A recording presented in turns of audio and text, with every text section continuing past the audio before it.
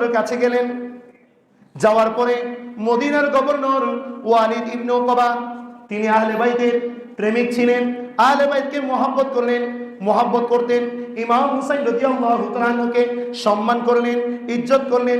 ইজ্জত করার পরে যে এজিদ চিঠি দিয়েছে, আমির মুয়াবিয়া রাদিয়াল্লাহু তাআলা ইন্তেকাল করেছেন, এটা জানালেন ইমাম হুসাইন রাদিয়াল্লাহু তাআলা ইন্না লিল্লাহি ওয়া ইন্না ইলাইহি রাজিউন পাঠ করলেন। পাঠ করার পরে এজিদ যে নির্দেশ দিয়েছে মদিনার গভর্নর, সেটা ইমাম হুসাইন রাদিয়াল্লাহু তাআলা আনহুকে জানিয়ে দিলেন। বললেন, এজিদ আমাদেরকে বলেছে আপনার বায়াত গ্রহণ করার জন্য, আপনার বায়াত গ্রহণ করার জন্য। ইমাম হুসাইন রাদিয়াল্লাহু তাআলা আনহু তিনি বলেন, আমি তো রাতের আঁধারে একাকী বায়াত গ্রহণ করতে পারি না, আমি তো এমন ব্যক্তি নই। আপনি মদিনার মধ্যে প্রকাশ্যে সবাইকে যখন বলবেন, তখন আমি সিদ্ধান্ত দিব। আমি কি দিব? সিদ্ধান্ত দিব। মদিনার গভর্নর ওয়ালিদ ইবনে উকবা তিনি নরম প্রকৃতির ছিলেন, যেহেতু তিনি আহলে বাইতকে ভালোবাসতেন, তিনি বললেন, তিনি ইমাম হুসাইন রাদিয়াল্লাহু তাআলা আনহুর এই কথা মেনে নিলেন, এই কথা মেনে নিলেন। ঠিক সেখানের মধ্যে মারওয়ান নামক একজন এজিদি, মারওয়ান নামক একজন এজিদি উপস্থিত ছিলেন। সে বলতেছে কাকে? মদিনার গভর্নরকে, ওয়ালিদ ইবনে উকবাকে বলতেছেন, আপনি এখনই ইমাম হুসাইন রাদিয়াল্লাহু তাআলা আনহুর বায়াত গ্রহণ করুন, না হলে আপনি ইমাম হুসাইন রাদিয়াল্লাহু তাআলা আনহুকে আর বাগে আনতে পারবেন না, আর বাগে আনতে পারবেন না। এই কথা ইমাম হুসাইন রাদিয়াল্লাহু তাআলা আনহু যখন শুনলেন, তখন ওই মারওয়ানকে বলেন, এই গিরগিটির ছেলে গিরগিটি, তুমি আমাকে হত্যা করবে? কারণ ইমাম হুসাইন রাদিয়াল্লাহু তাআলা আনহু তিনি তো যেমন তেমন ব্যক্তি নয়, তিনি তো শেরে খুদা আলীর পুত্র। সুবহানাল্লাহ। চোখের মধ্যে চোখ রেখে জালিমকে বলতেছে, তুমি আমাকে হত্যা করবে, তুমি আমাকে হত্যা করবে। এই কথা বলার সাথে সাথে ওয়ালিদ ইবনে উকবা মদিনার গভর্নর তিনি বুঝে গেলেন ইমাম হুসাইন রাদিয়াল্লাহু তাআলা আনহু রাগান্বিত হয়েছেন। বলতেছেন, হুজুর আপনি চলে যান, আপনি চলে যান। এই কথা বলার পর ওই মারওয়ান মদিনার গভর্নরকে বলে, আপনি তো আমার কথা শুনেন নাই, আপনি আমার কথা কি করেন নাই, শুনেন নাই, আপনি তো আর বাগে আনতে পারবেন না। তখন ওয়ালিদ ইবনে উকবা মদিনার গভর্নর আহলে বাইতের ওয়ালিদ মদিনার গভর্নর ওই মারওয়ানকে বলল, হাই আফসোস মারওয়ান তোমার জন্য, আমি যদি ইমাম হুসাইন রাদিয়াল্লাহু তাআলা আনহুর ব্যাপারে এজিদের ঘোষণা অনুযায়ী সে যদি এজিদের বায়াত না হয়, তাকে কতল করব। আমি যদি ইমাম হুসাইন রাদিয়াল্লাহু তাআলা আনহুকে যদি কতল করি, তাহলে কাল কিয়ামতের ময়দানে আমার নবীর কাছে আমার অবস্থা কি হবে? এবং সাথে সাথে মিজানের পাল্লা হালকা হয়ে যাবে। মিজানের পাল্লা কি হয়ে যাবে? হালকা হয়ে যাবে। শুধু তাই নয়, মারওয়ানকে বলে, পৃথিবীর সমান দৌলত যদি আমাকে সম্পদ দেওয়া হয়, ইমাম হুসাইন রাদিয়াল্লাহু তাআলা আনহুকে শহীদ করার জন্য এই কাজ আমি করতে পারবো না। সুবহানাল্লাহ বলেন না। এই কথা কে বললেন? মদিনার গভর্নর। হযরত আলী মা ফাতিমা হাসান হুসাইনি, হযরত আলী মা ফাতিমা হাসান হুসাইনি, পাক পাঞ্জাব তনকে মোরা ভালোবাসি, ভালোবাসি ভালোবাসি প্রিয় নবীকে, ভালোবাসি ভালোবাসি প্রিয় নবীকে। হযরত ইমাম হুসাইন রাদিয়াল্লাহু তাআলা আনহু তিনি মদিনার গভর্নর থেকে ঘরের মধ্যে ফিরে আসলেন। তিনি বুঝতে পারলেন এখানে থাকা আর ঠিক হবে না, কারণ এখানে আমাকে এজিদের হাতে বায়াত গ্রহণ করার জন্য চাপ প্রয়োগ করা হবে। কি করা হবে? চাপ প্রয়োগ করা হবে। তখন এখানের মধ্যে মারামারি হবে, রক্তহানি হবে, ফিতনা ফাসাদ হবে। ইমাম হুসাইন রাদিয়াল্লাহু তাআলা আনহু তিনি কিন্তু চান না মদিনার মধ্যে যুদ্ধ হোক, মদিনার মধ্যে ফিতনা ফাসাদ হোক। তিনি সিদ্ধান্ত নিলেন, ওয়ামান দাখালাহু কানা আমিনা। আল্লাহর কোরআন বলেন, যে ব্যক্তি আল্লাহর ঘরের মধ্যে প্রবেশ করেছে সে নিরাপদ। সুবহানাল্লাহ বলেন না। যে আল্লাহর ঘরের মধ্যে প্রবেশ করেছে সে নিরাপদ, কারণ সেখানের মধ্যে একটা উকুন মারাও জায়েজ নাই। কি নাই? উকুন মারাও জায়েজ নাই। নবীর আওলে রাসূল তিনি কিন্তু ক্ষমতার লোভী ছিলেন না। তিনি ফিতনা ফাসাদ পছন্দ করেন না, মারামারি পছন্দ করেন না। তিনি বলেন, আমি আমার জীবনটুকু মক্কাতুল মুকাররমার মধ্যে কাটিয়ে দিব। সুবহানাল্লাহ বলেন না। তিনি বলতেছেন, আমি মক্কাতুল মুকাররমায় চলে যাব। তিনি প্রিয়জনদেরকে বললেন, চলো আমরা মক্কার উদ্দেশ্যে হিজরত করব, চলে আসো, আমরা এখানে আর থাকতে পারবো না। তিনি এই কথা বলে তাদেরকে রেডি হতে বললেন। এদিকে ইমাম হুসাইন রাদিয়াল্লাহু তাআলা আনহু নানা জানের রওজায়ে পাকের মধ্যে গিয়ে জিয়ারত করলেন। নানা জানের রওজার মধ্যে জিয়ারত করলেন, মনের সব কথা বললেন। এবং ইমাম হুসাইন রাদিয়াল্লাহু তাআলা আনহু ওই মদিনাতুল মুনাওয়ারায় নানা জানের সাথে সময় কাটানোর এই বিষয়গুলো স্মৃতিচারণ করে কান্না করতে লাগলেন। সেখান থেকে জিয়ারত করে বিদায় নিয়ে বের হইব। ইমাম হুসাইন রাদিয়াল্লাহু তাআলা আনহু মক্কাতুল মুকাররমার মধ্যে অবস্থান করলেন। অবস্থান করার সাথে সাথে এখানে আসার সাথে সেখানে বড় বড় যে সাহাবীগণ আছেন তারা সবাই খুশি হয়ে গেলেন। তারা কি হয়ে গেলেন? খুশি হয়ে গেলেন। তারা বলতেছেন, হুজুর আপনি যতদিন ইচ্ছা ততদিন এখানে থাকতে পারবেন। ইমাম হুসাইন রাদিয়াল্লাহু তাআলা আনহু সেখানে শাবান মাস, রমজান মাস, শাওয়াল মাস, জিলকদ মাস, জিলহজ মাস সেখানের মধ্যে অবস্থান করলেন। সুবহানাল্লাহ বলেন না? ইবাদত করতে লাগলেন। এদিকে কুফা নগরের মধ্যে ইমাম হুসাইন রাদিয়াল্লাহু তাআলা আনহু সম্পর্কে তারা জানতে পারলেন যে এজিদ ইমাম হুসাইন রাদিয়াল্লাহু তাআলা আনহুর বায়াত তালাশ করেছে, কিন্তু ইমাম হুসাইন রাদিয়াল্লাহু তাআলা আনহু বায়াতকে অস্বীকার করেছে। এই জন্য কুফাবাসী সুলাইমান বিন সরদ নামক একজন ওই কুফাবাসীর সর্দারের ঘরের মধ্যে মিটিং বসলেন। কি বসলেন? মিটিং বসলেন। আমরা ইমাম হুসাইন রাদিয়াল্লাহু তাআলা আনহুকে কুফার মধ্যে নিয়ে আসবো। কোথায় নিয়ে আসবো? কুফায় নিয়ে আসবো। কারণ আমরা এজিদের শাসন মেনে নিব না। আমরা এজিদের শাসন। তো সুলাইমান ইবনে সাদ বলতেছেন, তোমরা যদি নিজের জান মাল সবকিছু দিয়ে ইমাম হুসাইন রাদিয়াল্লাহু তাআলা আনহুর সাথে থাকতে পারো, তাহলে তোমরা ইমাম হুসাইন রাদিয়াল্লাহু তাআলা আনহুকে এখানে আনবে, না হয় তোমরা আনিও না, না হয় তোমরা আনিও না। তো তারা চিঠি লেখা শুরু করলো। তারা প্রতিজ্ঞা করলো, হ্যাঁ আমরা জান মাল দিয়ে সবকিছু দিয়ে আমরা ইমাম হুসাইন রাদিয়াল্লাহু তাআলা আনহুর সাথে থাকবো। এই প্রতিশ্রুতি যখন দিয়েছেন, প্রতিশ্রুতি দেওয়ার পরে তিনারা চিঠি লিখতে শুরু করলেন। সেখানে চিঠি দিতে দিতে দিতে 150 চিঠি ধরলাম। কত চিঠি? 150টি চিঠি। ইমাম হুসাইন রাদিয়াল্লাহু তাআলা আনহু কোনো উত্তর দিলেন না। উত্তর যখন দিচ্ছেন না, তখন কুফাবাসী শব্দ ভাষায় একটি চিঠি লিখলেন। কি লিখলেন? চিঠি লিখলেন। ইতিপূর্বে তিনাদের চিঠির বিষয়বস্তু ছিল, আমরা আপনার বাবাকে ভালোবাসি, আপনার ভাইকে ভালোবাসি। আমরা যেখানে হযরত আমির ও মুআবিয়া রাদিয়াল্লাহু তাআলা আনহুর শাসনকে মেনে নি নাই, সেখানে তো ওনার অযোগ্য সন্তানের শাসন আমি মেনে নিতে পারি না। ওনার অযোগ্য সন্তানের শাসন আমি কি করতে পারি না? মেনে নিতে পারি না। আপনি চলে আসুন। আপনি কি করুন? চলে আসুন, আমরা আপনাকে মানবো। আপনার হায়াতে ভাই আপনার হাতে আমরা বায়াত গ্রহণ করব। আপনি আমাদের আমিরুল মুমিনিন হবে। আপনি আমাদের কাছে চলে আসুন। এভাবে চিঠি লিখেছেন। যখন ইমাম হুসাইন রাদিয়াল্লাহু তাআলা আনহু তাদের চিঠির উত্তর দেন নাই, তখন শক্ত ভাষায় চিঠি লিখলেন। বলতেছেন, কাল কিয়ামতের ময়দানে আপনার নানা জান যদি আমাদেরকে জিজ্ঞেস করে, আমার দহিত্র থাকতে, আমার নাতি হুসাইন থাকতে তোমরা কেন এজিদের হাতে হাত রেখেছো, তখন আমরা কুফাবাসী বলবো, আপনার নাতিকে ইয়া রাসূলুল্লাহ আমরা 150 বা 12,000 বা আমি এত চিঠি দিয়েছি, তিনি আমাদের কোনো চিঠির উত্তর দেননি এবং আমাদের দাওয়াত গ্রহণ করেননি। এই জন্য আমরা বাধ্য হয়ে এজিদের হাতে বায়াত গ্রহণ করেছি। বলি নাউজুবিল্লাহ। এই কথা আমরা কাল কিয়ামতের ময়দানে আমরা আপনার নানা জানকে বলবো। এই ভাষায় যখন তিনারা চিঠি লিখেছেন, তখন ইমাম হুসাইন রাদিয়াল্লাহু তাআলা আনহু বললেন, এখন আর আমার মক্কাতুল মুকাররমায় থাকা যাবে না। মক্কাতুল মুকাররমায় আমার আর কি করা যাবে না? থাকা যাবে না। ইমাম হুসাইন রাদিয়াল্লাহু তাআলা আনহু সিদ্ধান্ত নিয়ে নিলেন।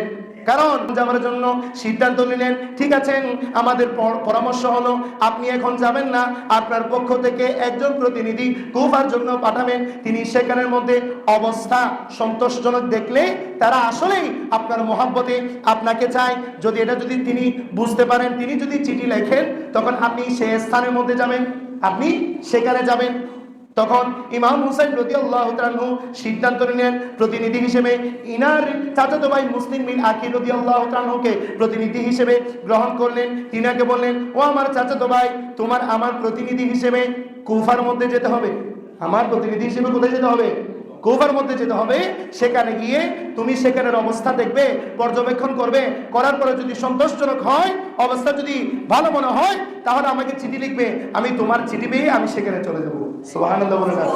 ইমাম মুসলিম বিন আকিল রাদিয়াল্লাহু তাআলা তিনি বললেন, ভাইজান আপনার জন্য আমার জান প্রস্তুত। সুবহানাল্লাহ বলেন। আপনার জন্য আমার জান প্রস্তুত। ইমাম হুসাইনের চাচাতো ভাই মুসলিম বিন আকিল রাদিয়াল্লাহু তাআলা তিনি রওনা করে দিলেন এবং ওনার সাথে ওনার দুই পুত্র মুহাম্মদ এবং ইব্রাহিম। মুহাম্মদ এবং ইব্রাহিম ইনারাও সাথে ছিলেন। আমি দ্রুত কথা বলতেছি আলহামদুলিল্লাহ, কারণ আমার বিষয়বস্তু হচ্ছে আমি কারবালার পুরো বিষয়টা আমি শেষ করব। কারণ এখান থেকে শুনে চোখ দিয়ে পানি ফেলাইলে হবে না, এখান থেকে আমাদের শিক্ষা নিতে হবে, কি নিতে হবে।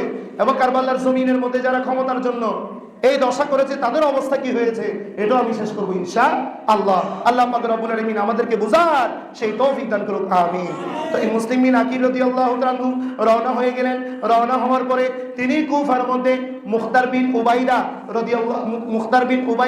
রাদিয়াল্লাহু তাআলা ওনার ঘরের মধ্যে অবস্থান করলেন এবং কুফা নগরের মধ্যে মশহুর হয়ে গিয়েছে, প্রচার হয়ে গিয়েছে হযরত ইমাম হুসাইন রাদিয়াল্লাহু তাআলা আনহুর প্রতিনিধি মুসলিম বিন আকিল রাদিয়াল্লাহু তাআলা প্রতিনিধি হিসেবে এসেছেন। আসার সাথে সাথে তিনি তো ইমাম হুসাইন রাদিয়াল্লাহু তাআলা মুসলিম বিন আকিল রাদিয়াল্লাহু তাআলার কাছে একটি চিঠি দিয়েছেন, তুমি এটা কুফাবাসীকে দিবে, কুফাবাসীকে দিবে যে আমি মুসলিম বিন আকিলকে আমার প্রতিনিধি হিসেবে কি করছি, প্রেরণ করছি।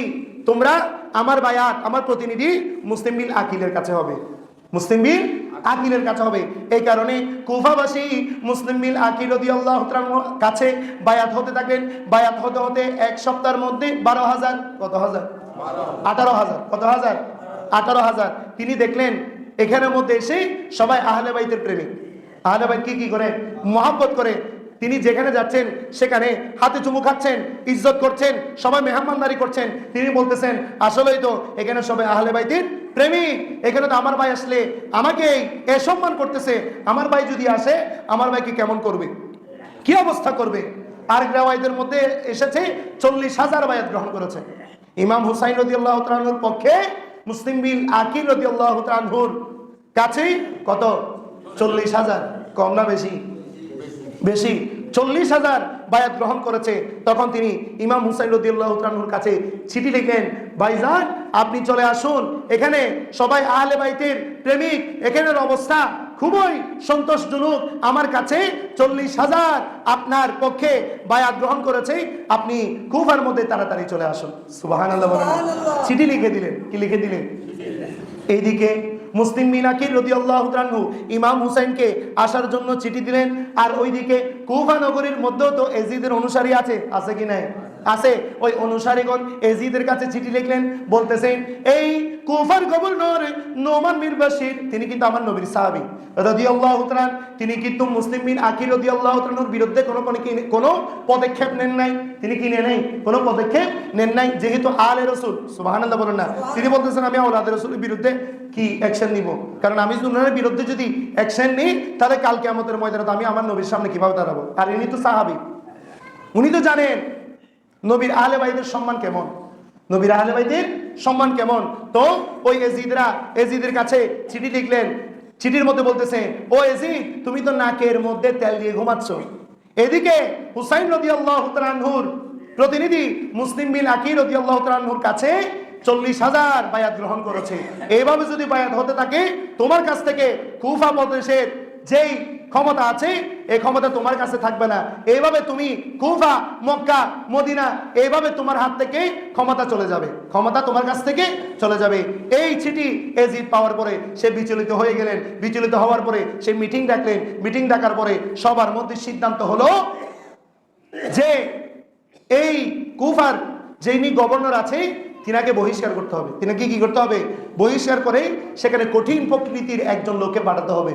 তো এজিদের ওই মিটিংয়ের মধ্যে সিদ্ধান্ত হলো কঠিন প্রকৃতির লোক হচ্ছে বসরার গভর্নর উবাইদুল্লাহ ইবনে জিয়াদ। তাকে চিঠি লিখলেন, বলতেছে তোমাকে আমি বসরার গভর্নরের সাথে সাথে কুফার গভর্নর হিসেবে নিযুক্ত করেছি, এবং তাকে ওই যে নোমান বিন বশির যিনি কুফার গভর্নর, উনাকে যে বহিষ্কার করলাম ওই বহিষ্কারের নামও উনাকে দিয়ে দিলেন, অর্থাৎ উবাইদুল্লাহ ইবনে জিয়াদকে দিয়ে দিলেন। উবাইদুল্লাহ ইবনে জিয়াদ সেখান থেকে 500 বা 700 সৈন্য নিয়ে রওনা হয়ে গেলেন। উনার ভাই উসমানকে বললেন আমার অবর্তমানে ভারপ্রাপ্ত গভর্নর হচ্ছে তুমি, আমাকে এজিদ কি করেছে কুফার গভর্নর হিসেবে নিযুক্ত করেছে, সেখানের মধ্যে আমাকে আদেশ দিয়েছে সেখানে হুসাইন রাদিয়াল্লাহু তাআলা আনহুর পক্ষে মুসলিম বিন আকিল রাদিয়াল্লাহু তাআলা আনহু হাতে বায়াত গ্রহণ করতেছে, এটা আমার দমাতে হবে। এটা আমার কি করতে হবে? যেভাবে হোক দমাতে হবে, এবং আমাকে যেমন ইচ্ছা তেমন করে আমাকে ক্ষমতা দিয়েছেন। মূল উদ্দেশ্য হচ্ছে যাকে যেভাবে কতল করার সেভাবে কতল করবে, যেভাবে ক্ষমতা ব্যবহার করার সেভাবে তুমি ক্ষমতা ব্যবহার করবে। উদ্দেশ্য হচ্ছে সেখানের মধ্যে যে হুসাইন রাদিয়াল্লাহু তাআলা আনহুর হাতে বায়াত গ্রহণ করছে এটা দমন করতে হবে। এটা কি করতে হবে? দমন করতে হবে। সে তার ভাইকে ক্ষমতা বুঝিয়ে দিয়ে সৈন্য নিয়ে বাইরে হয়ে গেলেন। সৈন্য নিয়ে বের হওয়ার পর তিনি কুফা নগরের কাছাকাছি মানে বর্ডারের মধ্যে আসতেছেন কাদেসিয়ার মধ্যে আসলেন। আসার পর সেখানের মধ্যে তিনি বলতেছেন এখন তো 40,000 মানুষ মুসলিম বিন আকিল রাদিয়াল্লাহু তাআলার কাছে বায়াত গ্রহণ করছে। এখন তো কুফার নগর খুব উত্তেজিত, খুব কি উত্তেজিত। আমি যদি এখন সরাসরি যাই এখানে তো আমার কাপড় চোপড়ও রাখবে না, এটা যেন আরো চুলি ফেলে কি করে ফেলেব। সে কিন্তু কঠিন প্রকৃতির ছিলেন, ঠিক অনেক চতুর ছিলেন। কি ছিলেন? সে কি করছে, ওই বছরা যে, কারণ বাঙাল পোশাক দেখলে বোঝা যায় উনি কোন দেশের, তো উবাইদুল্লাহ ইবনে জিয়াদ সে বছরার পোশাক চেঞ্জ করে হেজাজি পোশাক অর্থাৎ আরবের পোশাক গ্রহণ করলো। সে জানতে পারলো যে এখনো পর্যন্ত ইমাম হুসাইন রাদিয়াল্লাহু তাআলা উনি এখনো আসে নাই। তো তিনি কি করলেন, সৈন্যদেরকে কাদেসিয়ার মধ্যে তিনি 20 জন সৈন্য নিয়ে বাকি সব সৈন্য ওখানে রেখে দিলেন। কি করলেন, সবাইকে হেজাজি পোশাক পরালেন, যাতে তিনি যখন কুফা নগরের মধ্যে ঢুকবে কুফার মানুষ যাতে মনে করে ইমাম হুসাইন রাদিয়াল্লাহু তাআলা এনেছেন। দেখেন কত বড় ধোঁকাবাজি, কত বড় ধোঁকাবাজি। তো উবাইদুল্লাহ ইবনে জিয়াদ হিজাজি পোশাক গ্রহণ করে সে রওনা হয়ে গেলেন। এদিকে কুফার মানুষ মনে করেছেন ইমাম হুসাইন রাদিয়াল্লাহু তাআলা এসেছেন, তিনাকে আহলান সাহলান স্বাগতম জানাতে লাগলেন। উনাকে যখন মুসলিম বিন আকিল রাদিয়াল্লাহু তাআলা যেখানে আছেন সেখানে যখন নিয়ে যাচ্ছেন তখন সে সেদিকে যাচ্ছে না, সে কুফার গভর্নরের দিকে যাচ্ছে, গভর্নর হাউসের দিকে যাচ্ছে। তো যেতে যেতে সে চলে গেলেন। সে কি করলেন, চলে গেলেন সেখানের মধ্যে। যখন এসেছে মানুষ সালাম দিচ্ছে, আহলা সাহলা জানাচ্ছে, সে কিন্তু মুখ ঢেকে রেখেছিল। কি রেখেছিল? মুখ ঢেকে রেখেছিল। মুখ দেখান নাই, সে হাতের ইশারায় মানুষের সালামের জবাব দিচ্ছে, হাতের ইশারায়, যাতে মানুষ বুঝতে না পারে উনি ইমাম হুসাইন নন। তিনি এমন ভেষভেষ দূরেছে যাতে কুফার মানুষ বুঝতে পারে কি ইনি ইমাম হুসাইন, ইনি কি ইমাম হুসাইন। তখন উবাইদুল্লাহ ইবনে জিয়াদ তিনি চলে গেলেন গভর্নর হাউসের মধ্যে, উঠে গিয়ে তিনি পুলিশদেরকে বলেন তোমরা আমাকে রক্ষা করো, আমি নতুন গভর্নর হিসেবে এসেছি। দেখো এজিদ আমাকে কি দিয়েছে, গভর্নর নিযুক্ত দিয়েছে, নতুন গভর্নর হিসেবে নিযুক্ত করেছে। এবং নোমান মির বশির রাদিয়াল্লাহু তাআলা উনার যে বরখাস্ত করলেন ওই বরখাস্তনামা দিয়ে দিলেন। উনাকে বলতেছেন আপনি কেন্দ্রের মধ্যে চলে যান, ওখানে এজিদ হয়তো আপনাকে অন্য কোনো জায়গায় গভর্নর নিযুক্ত করতে পারে। এখন এই অবস্থার মধ্যে আমি হচ্ছে কি কুফার কি গভর্নর, কুফার কি গভর্নর। তো ইনশাআল্লাহ সময় হয়ে গিয়েছে। তা আল্লাহ পাক রব্বুল আলামিন আগামী জুমায় এরপর থেকে আলোচনা করা হবে। আল্লাহ পাক রব্বুল আলামিন আমাদের সবাইকে এই কারবালার ওয়াজের মাধ্যমে, কারবালার কাহিনীর মাধ্যমে, কারবালার এই ঘটনার মাধ্যমে আল্লাহ পাক রব্বুল আলামিন আমাদেরকে হকের পক্ষে থাকার, আমল করার সেই তৌফিক দান করুক। আমিন। ওয়া আখিরু দাওয়ানা আলহামদুলিল্লাহি রাব্বিল আলামিন। আসসালামু আলাইকুম ওয়া রাহমাতুল্লাহি ওয়া বারাকাতুহু।